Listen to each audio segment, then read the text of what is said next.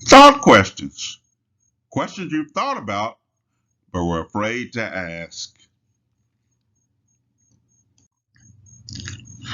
Thought question number 4. How do we know that God did not create other life in space?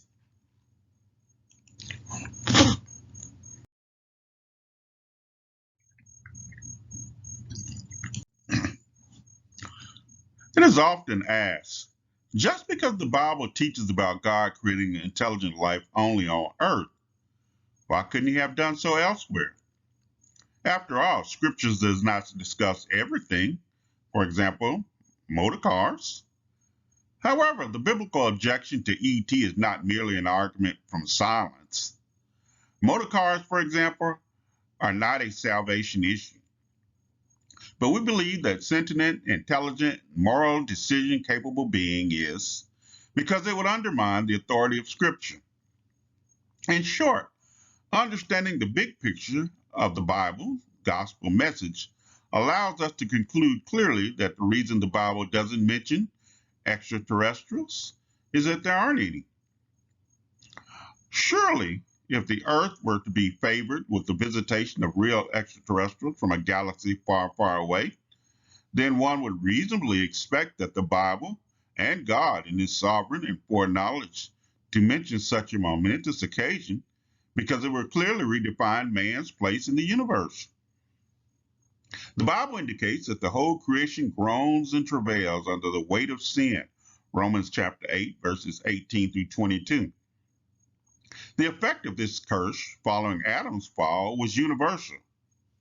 Otherwise, that would be the point of God destroying the whole creation to make way for a new heaven and earth. 2 Peter chapter 3, verse 13, Revelations chapter 2, verse 1.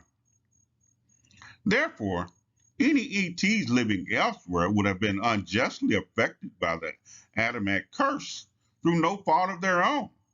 They would have not inherited Adam's sin nature.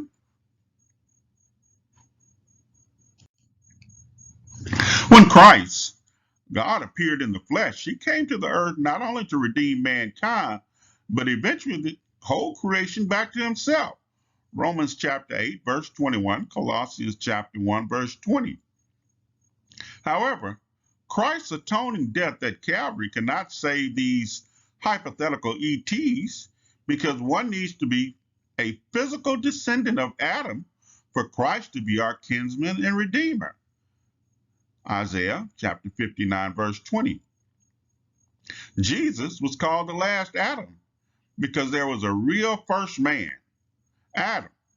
1 Corinthians chapter 15, verses 22 and 45. Not a first Vulcan, not a Klingon, etc. This is so a sinless human substitute takes on the punishment of all humans deserve for sin, with no need to atone for any sin of his own.